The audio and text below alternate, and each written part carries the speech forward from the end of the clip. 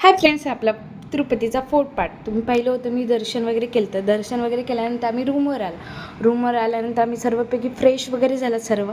आणि फ्रेश वगैरे झाल्यानंतर आम्ही तिथले छोटे छोटे जे पॉईंट्स होते ते सर्वपैकी आम्ही फिरून घेतले. सर्व पॉईंट्स वगैरे फिरून घेतले खूप छानपैकी. पण ऊन पण खूप जास्त होतं आणि मी ह्यावेळेस, मला माहीत नाही, मला फोटो काढायचा खूप जास्त नाद आहे, पण मी ह्यावेळेस खूप कमी आणि खूप लिमिटेड फोटोज काढलेले आहेत. मला ते रिअलाईज झालं जेव्हा मी घरी आले, पाहिलं मी फोटोज काढलेत का. मी फोटो खूप कमी काढलेत, मला माहीत नाही मी फोटो इतके कमी कसं काय काढले. व्ह्यू वगैरे खूप सुंदर होता आणि खूप छानपैकी एन्जॉय केला. फॅमिली ट्रिप्स 2 वर्षानंतर अशी फॅमिली ट्रिप काढण्यात आली, ती छानपैकी एन्जॉय बी केला.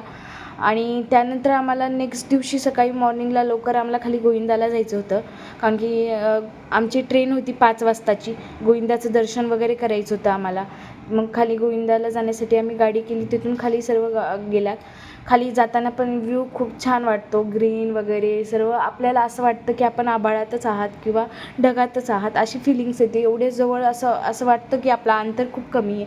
मी त्यासाठी छानपैकी एन्जॉय करत करत खाली गेलात. खाली आल्याला कळालंच नाही. खाली आलात, पुन्हा आल्यानंतर आम्ही दर्शन वगैरे केले. मला दर्शनाचे क्लिप्स वगैरे घेता आले नाहीत, फोन अलाउड नव्हता त्यासाठी. पुन्हा मग आम्ही छानपैकी जेवण केलं, महाराष्ट्रीयन पद्धतीचं जेवण केलं, कारण की तिरुपतीमध्ये तुम्हाला माहिती आहे तिथं भातच जास्त खातात, त्यासाठी मग महाराष्ट्रीयन पद्धतीचं जेवण नव्हतं.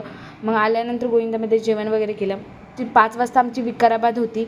विकाराबाद ते पुन्हा परळी होती आमची. अशा प्रकारे आमची ट्रेन होती. मग ट्रेनमध्ये बसलात. ट्रेनमधून आमची 5 वाजता आम्हाला परळीमध्ये ट्रेननं सोडलं.